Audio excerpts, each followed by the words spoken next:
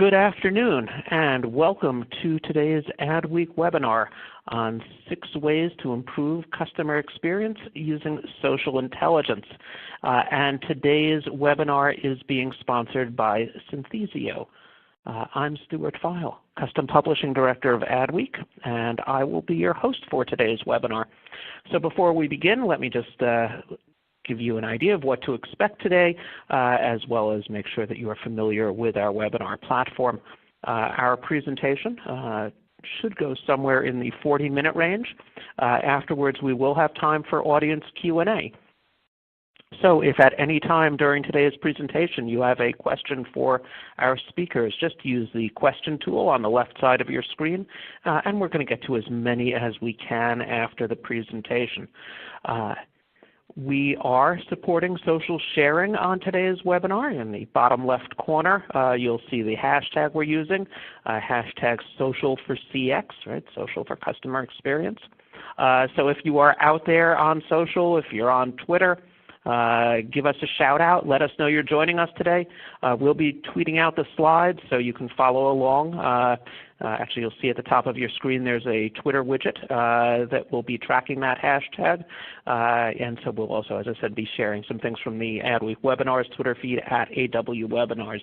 And hey, if you're out there and you've got a bunch of people in your conference room for a lunch and learn today, or you've got a whole, some other folks, take a photo, give us a shout out, show us you're joining us today. We love seeing that kind of thing. It's not too late to invite your colleagues to join us today, and we urge you to do so. About 15 minutes ago, you probably received a final reminder email. In there, you'll find a link over to our registration page. Share that with your colleagues. Have them join us now. If they can't make it live, they can certainly catch the recording. Today's webinar is being recorded and will be available on demand. That should go live about an hour and a half or 2 hours after the webinar. So you can always return, catch the recording if you have to leave early, or again, have your colleagues check it out after the fact if you've gotten something from some good knowledge today. If you want a copy of today's slides, you are welcome to download a PDF of today's slide deck. You will find that in the Event Resources tab, also at the top of your screen, so feel free to download that. And finally, if you enjoyed today's webinar, check out the Adweek webinar calendar for what we've got coming up, and also for an archive of our past webinars. You can see all that at www.adweek.com/webinars. So, let me back up there.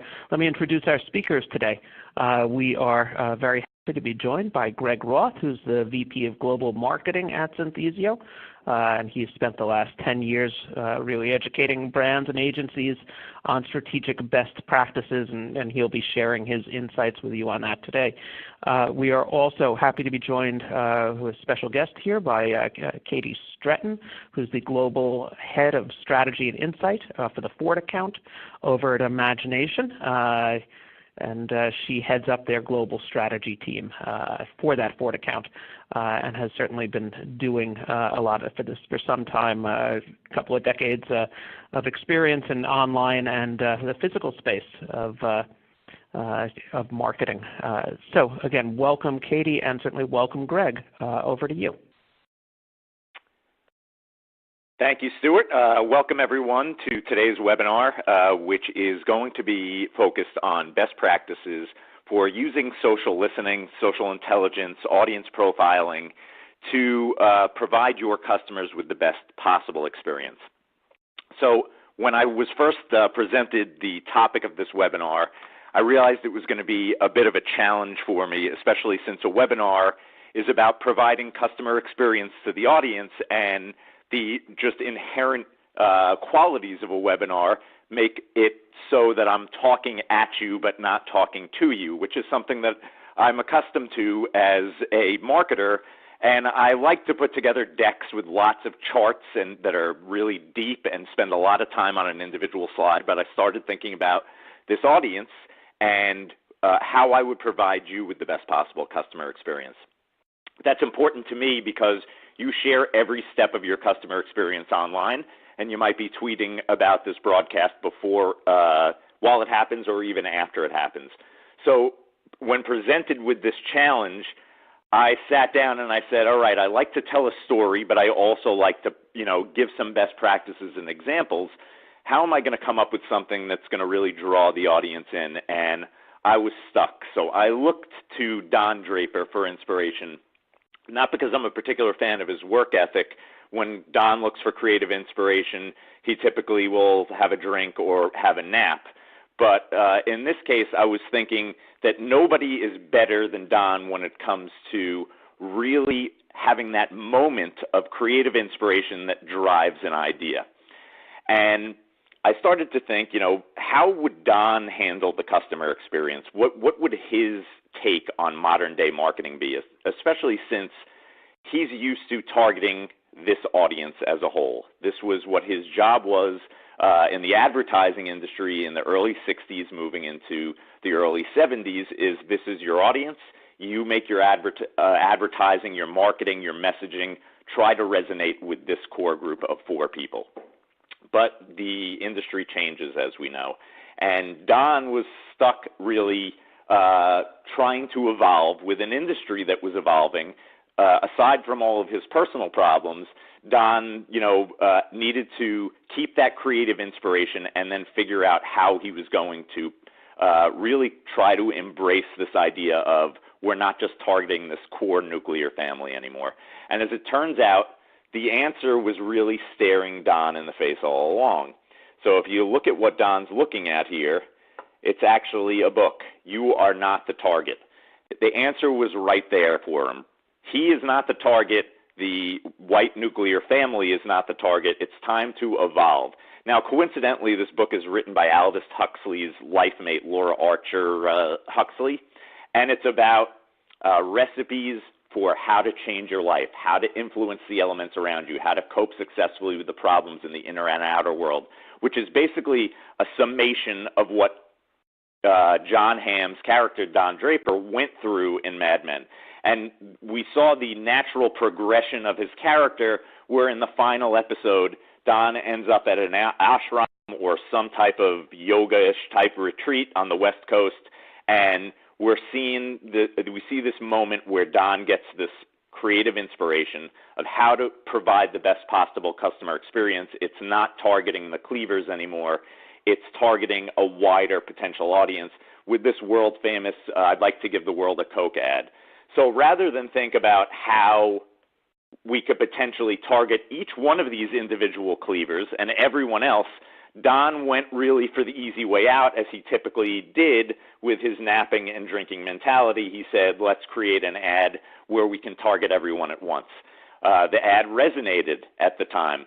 But if we fast forward 40 plus years, we now know that we're in this marketing environment where it's possible to target an individual customer down to their very granular affinities, their likes, their demographics. Anything that drives a customer, including their purchase behavior, can be leveraged to market to them. And what do we end up with 40 years later? Is this ad, which is a 40-year reversal. So, people like the Jenners, and they like to protest. So let's sell them soda through a protest ad.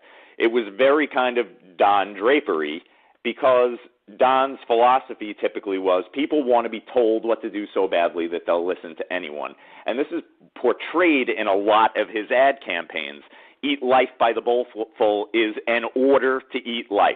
Now, if you look at the genius of this ad from the 1960s perspective and then try to look at it through a lens of modern day, it becomes a lot more problematic. Look at how milk is featured so prominently in that ad. In these days, we have a surplus of organic milk. We have a milk industry that is in rapid decline, particularly because more people are embracing non-dairy, and as it turns out, half the world's population is lactose intolerant. So the cow has become lionized. He is not what he used to be when it comes to the nurturing element of what will make society tick. So this is enough to send Don back to the ashram because it kind of goes in the face of everything that he built his career on, which is like appealing to these nurturing social values that drove America in the mid-20th century. So I, have my story here. Like, what do I do if Don fast forwards 40 years and I have to teach him about marketing and how to use modern day technology to really drive the customer experience? So after we have a drink and after we have a nap, I jump right back into the presentation again, and I say to Don, your customers are on a perpetual journey. But it's not just that they're sharing every experience of their customer lives online. It's that we as advertisers and marketers have to understand that this customer experience begins with an ad, but it also continues through the content that we use to nurture these audiences of consumers, our target audiences. It continues to resonate through who we pick to be our sponsors and partners, and will those people engage the audience that we want. It has to do with where we place our products in stores, how we merchandise those products in stores, where we sell things online, what experience the customer has when opening our product, which has become a huge viral driver of trends on YouTube, is just the basic unpackaging of goods. And then what type of service do you provide after that package is opened, after the product is bought? How do we keep this infinity life cycle moving as advertisers and marketers while continuing to please that customer? Well, it definitely is not about telling them what they need to do, and it's definitely not about trying to focus on a single demographic group or a single target audience. It's more about focusing on individual pieces of your audience. Now, how are we going to do this, Don? Don, we're going to do this by learning from our customers, what they say online, from our competition, what they do online, from our ecosystem, meaning all of the businesses that impact us as a company, and then from our work. So that's all about optimizing what we've done. So Don's reaction is this: how the heck are we going to do this? And he's probably, eager to take a nap and have a drink, but it's really simple. When it comes to social listening, we talk about two different basic buckets. One is listening to your audience, so those raw conversations that are going on online, using keyword-driven queries to pull in any mentions about your products, about your business, and then surfacing those through a network of filters which will allow you to target into any particular audience that's talking about your brand, and then also target into the metrics that are driving that audience. So if you have a campaign that you put out on social media, you want to know how many interactions you've gotten across social networks, but also what's your engagement rate and what's the value of this organic content that you're putting out. You could get all of this through social listening, but you also need to look deeper at your audience by profiling them. And that means looking at their behaviors, what they do online, how they navigate the web, what they purchase, and then using that information to create personas of the audience that you want to reach as a business, your target consumers. So learning from what they do and then using that knowledge to basically sculpt your marketing strategy. So basically what we're going to do is we're going to learn from our customers based on their feedback, how they feel about things. We're going to gather that sentiment through AI-powered algorithms, which will basically bucket conversations into positive and negative. We're going to look at their affinities. What do they like? What do they like to talk about? What are the words that they use the most? And what brands do they follow? Who do they talk about when they talk about your brand? We're also going to learn from our competition. They do good things online. They do bad things online. I'm sure Coca-Cola learned from Pepsi's misstep with the Jenner Pepsi ad. Just as you can learn from your competitors' successes, you can also learn from their mistakes. We also are going to learn from our ecosystem. What type of impact does this ecosystem of companies that surround us have on our business? So if there's a shortage of dairy, what does that do to an ecosystem of billions of dollars worth of businesses that surround and count on dairy to drive their own businesses? And then we're going to take all of the things that we've learned from 1, 2, and 3, and then we're going to learn from its impact on our customers. When we take action based on what we've learned through social listening and profiling, then we can begin to gauge the success or failure of the actions we take based on how our customers react, and we want to optimize on that. So basically, I broke this down into 6 steps. If we want to learn from our customers, the first thing we want to do is listen to their words and actions so that we can give them the content that they're looking for. So this is basically can be split into 2 parts. First, we want to listen to the audiences that we want to appeal to and see what they're saying about our brand. What are they saying positively? What are they saying negatively? Are they mentioning other brands when they talk about us? Are there products that specifically resonate with them? Are there pieces of content that we disperse that are particularly resonant to them? Once we have that kind of core foundation of knowledge about our customers, we want to profile them. So that means we want to look at our customers' affinities and interests based on what they've done on, let's say, Facebook and Instagram in the past, and then be able to surface that into a persona that is going to give us a lot more detail about what makes that person tick. So that's important to profile your end customer. If you are, let's say Dean Foods, and you're one of the largest producers of dairy in the nation, then your end customer is obviously going to be the family that buys milk at the supermarket. But you have a lot of other customers in your ecosystem. You have power equipment that farmers rely on to run their farms. You have pharmaceutical companies. You have supermarkets. So there's all of these customers of yours as Dean Foods in your ecosystem that you also need to learn from, because your customer is not just the end customer, and appealing to them is just about as good as appealing to your end customer. So we've listened to our audience's words and actions, we've learned from them, we've profiled them, and now we're going to move on to the next step, which is tracking where they speak and where they listen, so that when you do give them that resonant content that's based on what you've learned, you're giving it to them in the right place. Now, that right place doesn't necessarily mean the sites that they visit the most. You need to be able to learn to break this down into where is your audience going to just read and maybe like content, and where are they going to proactively speak their minds. So this might be different for a lot of different people. I mean, people might tend to go to Twitter to speak their minds, but there are a lot of people who just go to Twitter to troll other conversations. I, for one, don't have a Twitter account, but I go to Twitter all the time to look at other tweets. When I want to speak my mind, I put it out on Facebook.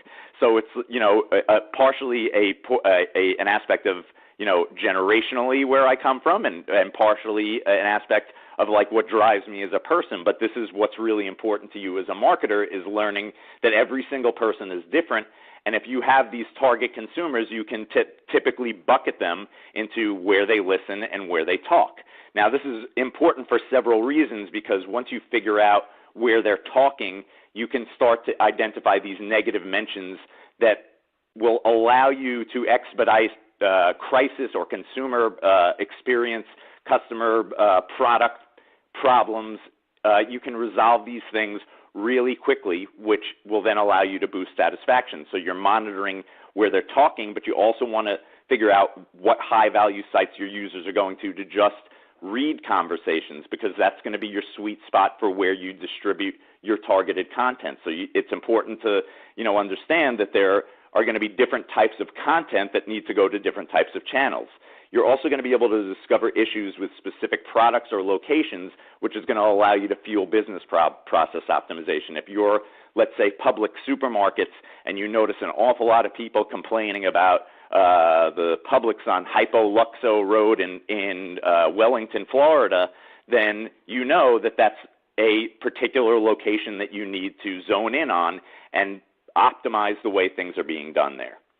So once we've, figured out what our audience is saying, what resonates with them, and where they're talking and where they're listening, we need to dive deeper into this enriched data in terms of what it is that drives this audience from an emotional perspective, because that's going to be the most important thing to you as a brand. And just to remind you that Don Draper is listening to this webinar right now, and just to remind him that, you know, that core creative inspiration that you used so well to reach target audiences in the 60s is the same thing that drives people today. It's what comes from the heart or what comes from the mind. So you need to understand what it is that makes these people tick. So first of all, you want to learn from the good, the bad, and the ugly. The typical reaction that most brands would have to a very high negative sentiment is to panic and basically react rather than have a proactive strategy to stave off basically negativity. So you want to learn from what it is that's making people angry about your brand, and then leverage that. So I could give you a really good example that I came up with as I went through the 12 different iterations of this presentation, and I was going to concentrate more heavily on dairy, and I was looking into John Deere, and I found out that John Deere had an unusually high amount of negative sentiment associated with their brand. And when I looked at the individual conversations associated with John Deere, it turns out that they have two primary consumer groups. One is going to be your big corporations or industries or huge dairy farms that are purchasing a ton of equipment from them on an enterprise level. And then they have their end consumer, the individual farmer or even just guy who has a lawnmower who needs to mow a huge lawn.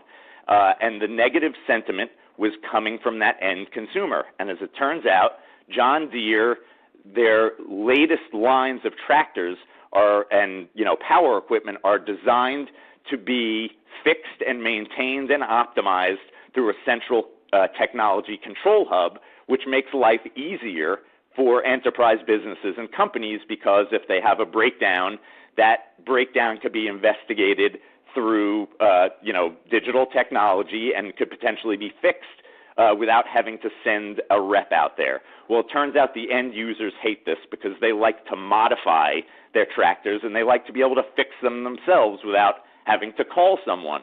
So as it turns out, what I learned from this negativity is that there's a whole generation of young farmers who use John Deere tractors who have significantly modified them, and it's become kind of a cyberpunk movement online with all of these forums and blogs about how you can trick out John Deere products.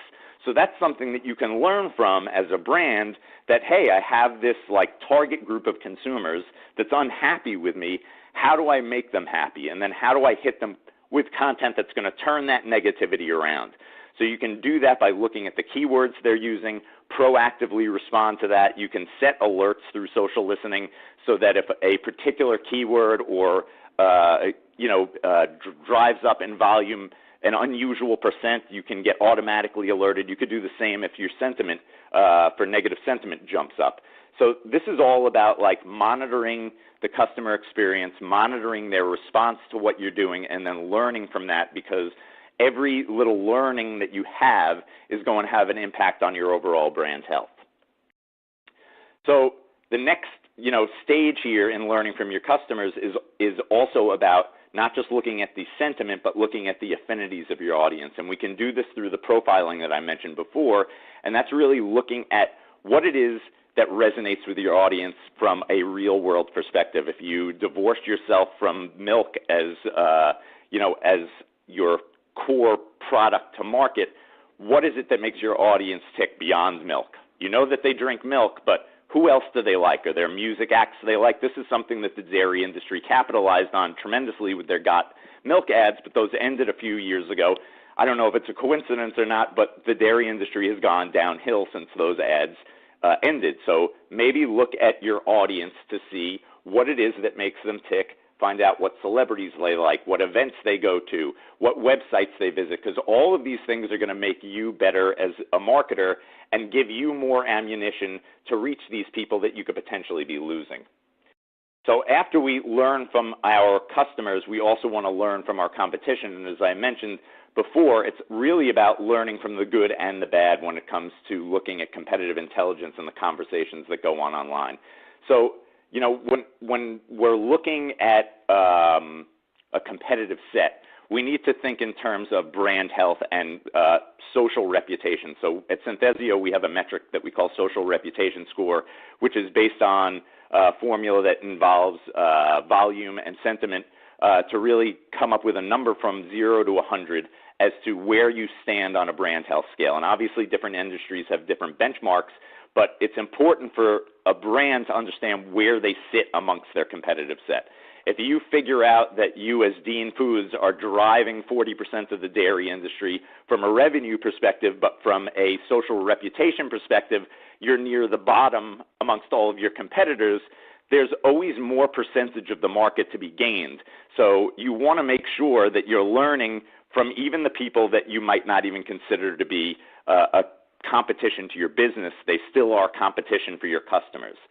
So one of the other ways that, social reputation score can be used is to gauge the impact of your care initiatives. So watching this number move up and down, you can set a baseline, and let's say whiskey's baseline here in this screenshot is 62.71, and something terrible happens and it drops to 55. You can gauge your success in building it back up to that benchmark and then building it above that benchmark, and then look at that content that you used to determine what was it that was super successful that you can use again to keep it above that benchmark.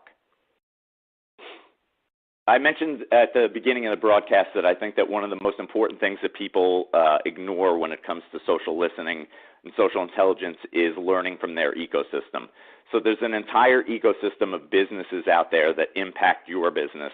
And typically we look through a very narrow lens when we're working with clients in terms of what they want to look at in terms of their own brand reputation, and perhaps their product reputation, and perhaps their competitors and competitors' products reputation.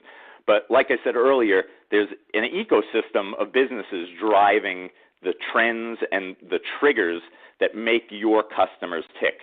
So you need to be sure when you're looking at something like the dairy ecosystem that you're looking at everything that could potentially impact your business. So you see dairy sitting at the center here, but we have heavy equipment, pharmaceuticals, animal feed, trucking, dairy alternatives, ag tech, grocery, food production, fertilizer, flavor production. All of these things rely on dairy to work. And they account for, billions and billions of dollars of the world economy. But if I'm Dean Foods and I'm only looking at Nestle, Saputo, and Dannon, then I'm missing out on some things that can severely impact my business. If there's a ban of certain chemicals that the pharmaceuticals are using, or animal feed crisis with Cargill, all of these things are going to eventually impact my bottom line. So making sure you're keeping an eye on every business that impacts your business is super important. The last step here is learning from your work. So this is kind of the duh moment, right? You need to analyze customer response to post-listening initiatives to glean feedback for optimization and improvement. So how do you do this? Well, you take your benchmarks and your baselines, and then you put out your campaigns that are meant to improve those benchmarks and baselines. And then you take a look at your interaction metrics, your media value, your engagement rate to see what worked and what really moved the needle, and then use that and reuse that. But you have to remember, this is an ongoing process. It's going to just keep going, Don. So just make sure you're following this checklist of building these dashboards and these profiles, breaking things into subtopics and networks so that you can basically see what's going on with every aspect of your business, benchmark for brand health so that you can see when a crisis is coming. You want to segment these audience conversations so you know where they're listening and where they're talking. You want to make sure that you're profiling these people appropriately. These are your target customers. You can reach them with resonant content. You also need to discover new things that resonate, new trends, and use those quickly because we're in a really fast-moving environment here, Don. Make sure you're listening for impact and then just repeat that over and over again. It's all about this discovery and measurement cycle, and I see, Don, you're sitting there and you're looking a little depressed, you're looking a little overwhelmed, but just break it down into 4 parts here. You're going to find the golden nexus between the content that works for your brand and what your target audience is already talking about. so that you can give them content that inspires them. You're going to use the right channels by engaging with the right customers. You're going to optimize your spend and deliver content to the right people on those channels. You're going to convert those people who you're sharing content with and you're pushing ads at into customers, and then you're going to optimize this whole thing so that it continues to go on and on. So when you make your next ad for Coca-Cola, it's not about casting the widest possible net, but it's figuring out what makes each one of these people tick and realizing that this discovery and measurement cycle is not about your entire brand. It's about your individual consumer. So, Don, wake up, Don.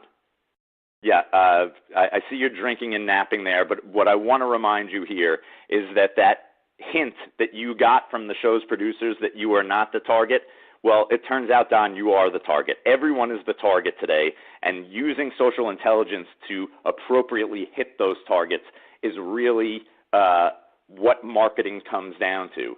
So I hope that, I was able to entertain you, engage you, and provide everybody out there with a great customer experience. I want to turn things over to Katie now, who's going to give you a case study of really what using social intelligence and social listening in action is like. Thanks very much, Greg. Hello, everybody. This case study is based on work that's been done by Imagination. And my name's Katie Stretton, as you know, and I'm just going to talk you through 10 slides, which really focus on the discover part of what Greg has been talking about. Imagination devises experiences around the world at all kinds of different levels.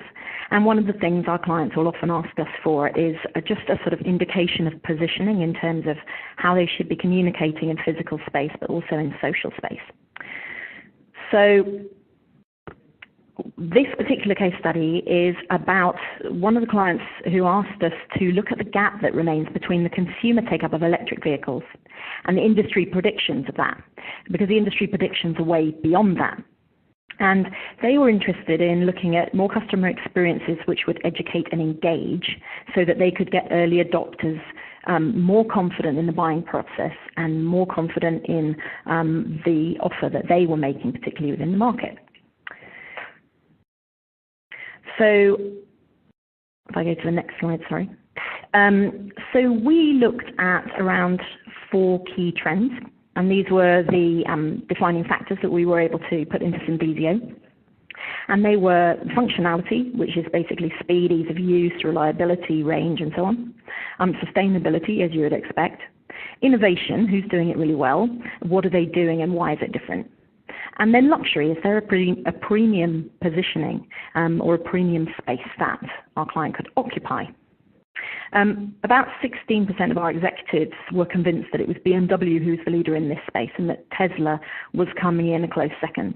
So we were directed to look at those primarily, but we were also keen to expand that. So we created a competitor set that included VW, Audi, Nissan, Hyundai, and you'll see those brands come up in our search. So what I'm going to talk you through is basically going from very high level down to really granular content, and then how we combine that with some other data to create a very initial positioning, which we were then able to take forward to deliver customer experience for our client. So we started off with just the share of voice. We wanted to test whether it was Tesla who was leading the conversation, whether it was BMW leading the conversation, or whether there was anything else we could come up with. And it was really clear straight away that it wasn't BMW leading, it was Tesla in social spaces.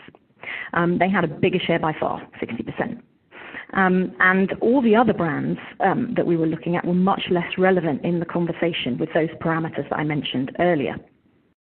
So that indicated to us that our client had an opportunity to kind of sit somewhere between those two, and that by looking at closer at what people were talking about, we'd be able to suggest which customer experiences and which positionings would be useful. So having looked at share of voice, we then obviously dived straight into topics and the timeline. And what was interesting here is that it was more about the nameplates than it was about the brands. So there was far more conversation going on around Model 3 and Model S, and around the i8 and the i3. than there was actually around Tesla and around BMW i. People were more interested actually in the product, and that was quite a powerful and important lesson for the client, that they could focus much more on their own nameplate and still generate cut-through, and it wasn't necessarily about the brand or about perception of the brand in the electric car space. And then, of course, the important thing is you can have share of voice, but that doesn't necessarily mean that the voice that you're getting is all positive. So we wanted to take that down into some sentiment analysis. And that highlighted a couple of weaknesses and therefore an opportunity for our client. So not all of the conversation around Tesla was good. In fact, there was quite a lot of negative conversation around the Model X, although Model S and Model 3 were still doing pretty well. And this is where we also saw that BMW were doing well as a competitor. So the i8 and the i3 got very good and positive sentiment, and you can see that in the charts on the right-hand side. What this was telling us was, again, focus on the nameplates, focus less on electric car generic conversations, and use that opportunity and maybe look at what BMW are doing within their social feeds to look at what's resonating if you want to go further, and then create a positioning that relates to their own personal product. Now, as we went through, and obviously I'm not showing you all the research that we did because we don't have the time to dig into all of that, but as we went through, it became very clear that forums and blogs had a specific role to play in this conversation. And this is one of the things we like about Synthesio, is that you can run a large report and then switch off to really drill down into different channels and different platforms. And so on the blogs and the forums, the conversations were way more critical and less about the nameplates. So while on, say, Instagram, Facebook, Twitter, we were getting very high-level positive mentions, for instance, of i8, when you went further down and you started to dig into detail, you get much more conversation around electric car generally, focusing more on that angle of sustainability and functionality. And the sentiments are a little more negative, maybe a little bit more concerned. So that was a way of helping our clients to see that it's not good enough to create a blanket customer experience strategy in social channels. You need to be really targeted about what you're saying in the different spaces. But one of the tools that we really do love in Synthesio is the insight tree.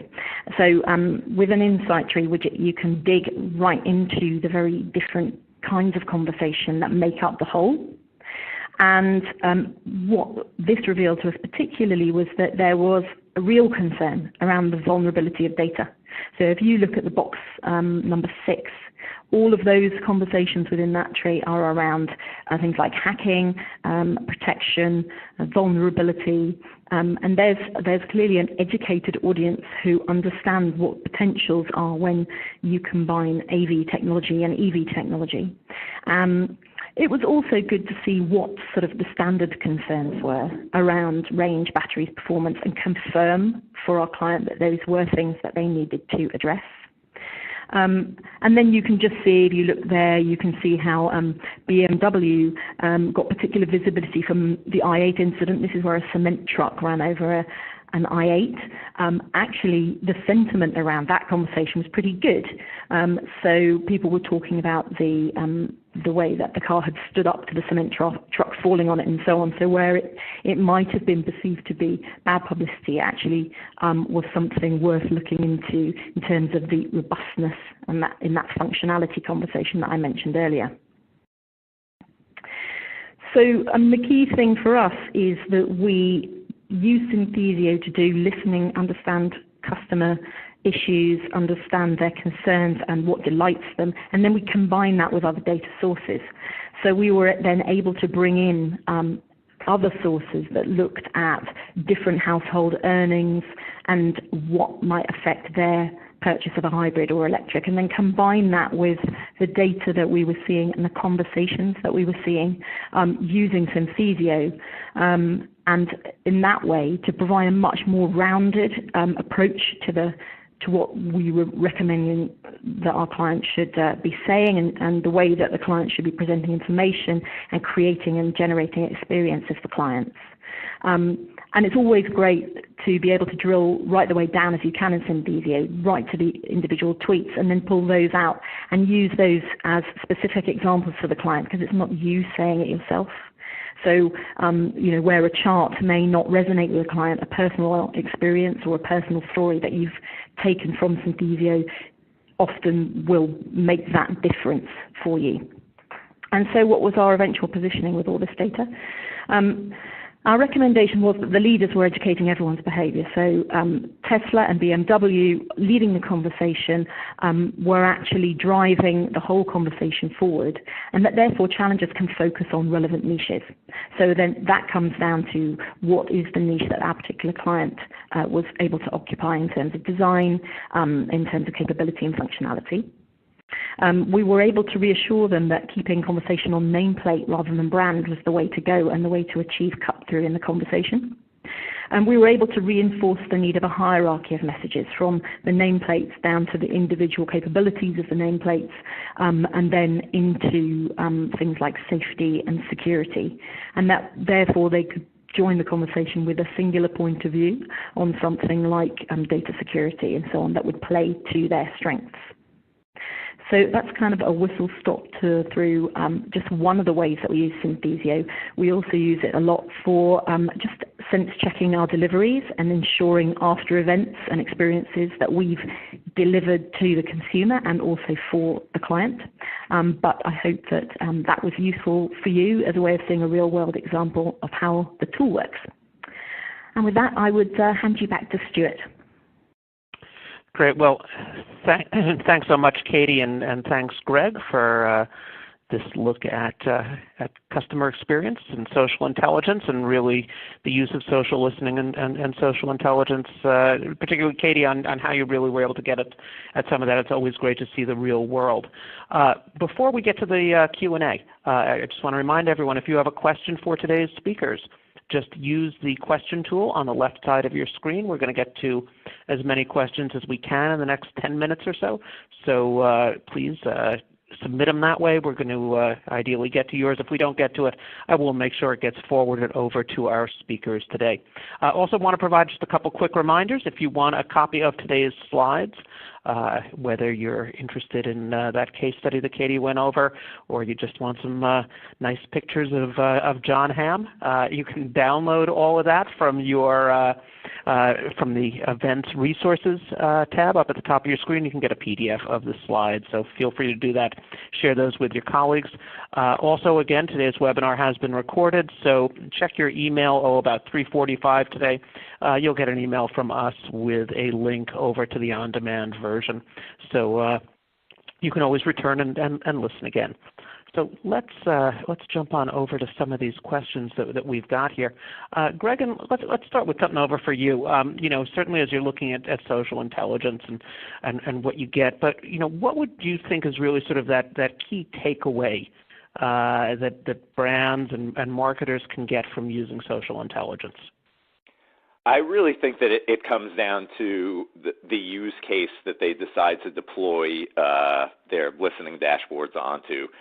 Essentially we have customers who come to us with a whole bunch of different needs that they want to use social listening or even profiling for, and the biggest takeaway is going to be different depending upon what you're using your campaigns for. So to just give you for instance, if you are concerned with, if you're in the cosmetics business and you're concerned with potential crisis around conversations that focus on animal testing, then setting up alerts to make sure that you're on top of every possible situation, and then integrating potentially with your publishing platform to automate responses to these situations that you've appropriately crafted with your audience profiling. Your biggest takeaway here is you're staying ahead of the situation, and you're proactively ensuring that when a crisis potentially does occur, that you have the right ammunition to address that crisis. So, that would be one example. A second example I could give you is, the basics of campaign analysis. So we play in a predominantly organic space, and it's very difficult to measure the performance of the campaigns that you do online off of your own channels.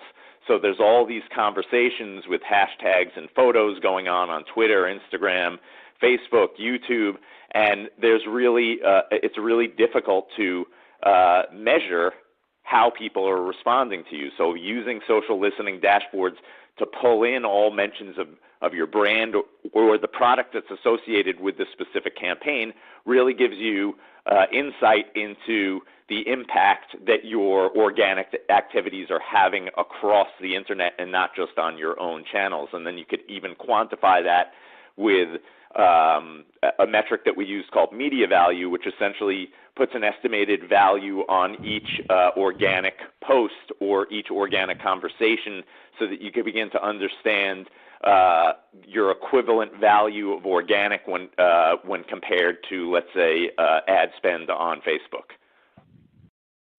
Got it. Thanks.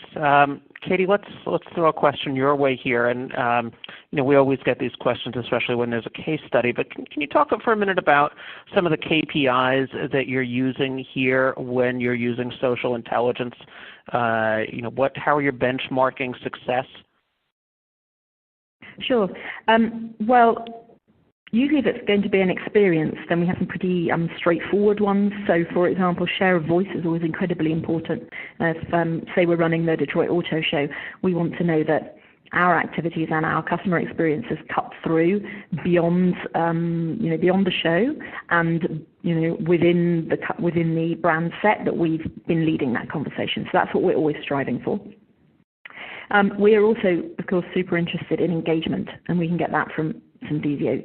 And because that indicates that not only was it worth sharing, but it was really worth spreading as well, and that it resonated beyond those people who actively came to the show, who share a passion. The insight tree is something that we use to assess KPIs around the quality of the conversation. So we're always looking to make sure that the things that we wanted to share get shared, because there's plenty that can be shared inside a customer experience. And what you want is the most positive, most exciting, most engaging things to be shared. But it also helps us to explore, if there are any issues around, personal engagement and so on, actually inside the space. And then reach is obviously clearly important to us. But I think one of the key things for us is the way that those things combine, actually. And that gives us a really good picture of how we have performed.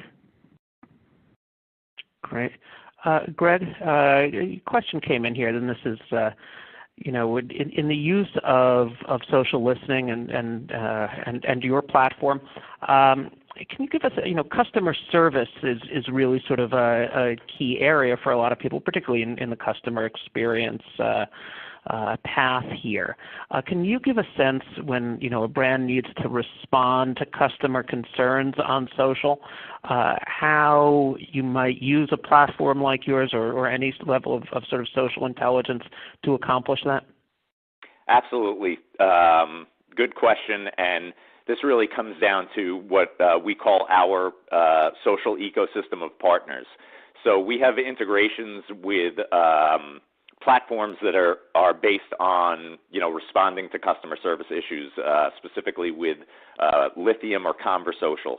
So what these integrations allow you to do is build your typical social listening dashboards, track those organic mentions, put tags on specific keywords or negative sentiment that might potentially impact your brand, and then push those conversations directly into Conversocial or Lithium, these customer service tools, so that you can respond to these issues that are occurring organically off of your own channels. So, that I would say would be the easy way to do things, is leveraging one of our integrations. Another one, a suggestion would be to, use an alerting system to look for mentions of specific keywords, have those alerts come in real time so that you make sure that you're staying on top of all of these organic conversations, and then just tying your customer service team into the social listening alerting matrix so that whenever something comes up, they immediately get an email which gives them all of the appropriate information that they need to be able to respond to this potential crisis. Okay. I just want to remind our audience, again, if you've got a question for our speakers, we've got a number of them queued up. Just please use that question tool on the left side of your screen. We're going to get to as many as we can in the next 5 minutes or so. But again, if we don't get to your question, and there are going to be some that we're going to miss, I will forward them over to our speakers today. Greg, can you talk a little bit here about when someone is doing a social listening study, really sort of the timeline on that, and certainly Katie, if you want to bring in some of your experiences as well on this, really sort of when there is this, as you're doing this, really I guess beginning and the person's asking from sort of understanding what consumers are talking about and where, and sort of competitor analysis. What is the sort of the timeline that someone might use on this?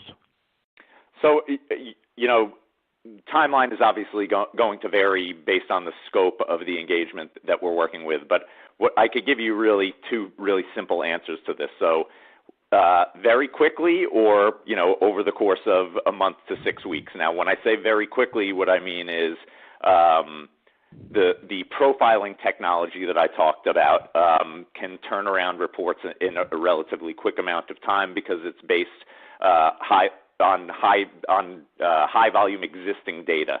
So there's no need to build extensive queries in Boolean to make sure that we're filtering out all the appropriate noise, and the analysis is basically just surfaced for you. So that's kind of our quick and dirty tool. We also have what I would call kind of a light version of the social listening platform, which is called FlashDash, which allows you to investigate our existing data set without building queries for quick results. Now, when it comes to a full social listening engagement, that really is a process that starts intimately with our sales team before the client is even signed. So what we do is we like to work with our clients to blueprint exactly what use cases they have, tie those use cases to specific teams within the organization to make sure that everyone who's going to be impacted is going to have access to this technology and learnings, and then working with those teams to make sure that the dashboards that we're building are appropriate for them and that they're clean enough for them, in terms of eliminating any types of spam or messaging or accounts that they consider to be not useful. Now, if the client has worked with an existing tool in the past and they have some social intelligence already, then obviously things are going to move faster. But one of the things that we pride ourselves on is how intimately we work with our clients to be able to kind of not just expedite the building of these dashboards and these studies, but also the accuracy and the quality of the data that comes in, making sure that they're getting full value out of it. And that's one of the things that we consider to be extremely important, because we work in an environment where SaaS technology is constantly about change orders, and that's not what the customer experience is about. What we want to do with this blueprinting process ahead of time is making sure that we've got the scope of your engagement fully locked down so there's not changes coming all the time, and you can know what to expect in terms of road mapping, the deployment. We recently have worked very heavily with Shell to onboard social intelligence across their entire enterprise. And in the process, what we've been able to do is train hundreds of users and, add multiple teams across the board based on what data coming into the social intelligence tool is going to be most important to them. Right. Katie, when you're setting this up, do you have a sense of a timeline? I mean, obviously, the case study you gave had some sort of clear start and stop times on what you were looking at. Yeah, I think it does depend on what it is you're trying to achieve with the tool. So if you are looking at a discrete experience, like a 2-week experience, we always start listening about 2 days beforehand for 2 reasons. One, it helps to provide a benchmark for our impacts, and it also helps provide us with an understanding of where the customer's feelings were prior to that experience. And then the other one is it also helps us to see the impacts afterwards. And we would go anything between 2 days to a week after an experience, listening throughout that whole time, so that we get a real understanding of how the conversation rises and falls. That's for one experience. If we were doing a more general study, so for example the one that we showcased today, we actually took a year there. I think that's quite a long time, and that depends a lot on what you're discussing. If you're discussing a TV program and customer responses to that, then you would probably restrict it to a much shorter time scale, or you'd restrict it to the series time. If you're discussing a more high-level conversation and you're looking at, how do you look at customer needs and responses within that, then you would extend that time period. So then you're looking at maybe sort of 6 months to a year versus a 6-week period. Great. Well, Katie and Greg, I want to thank you both today for sharing your knowledge with our audience. Some last-minute reminders here to our audience. If you do want the slides from today, check in that top tab under Event Resources, and you can download a PDF of the slide deck. Check your email about 3:45, 4 o'clock today for a link over to the on-demand version, and certainly feel free to invite your colleagues to check that out as well. And finally, of course, if you enjoyed today's webinar, please go check the Adweek webinar calendar, www.adweek.com/webinars. Follow us on Twitter @AWWebinars, and we'll keep you up to date on what we have coming up in the next few weeks. So again, thanks to our speakers today. Thanks to our audience for taking time out of your busy day, and we look forward to seeing everyone at an upcoming Adweek webinar.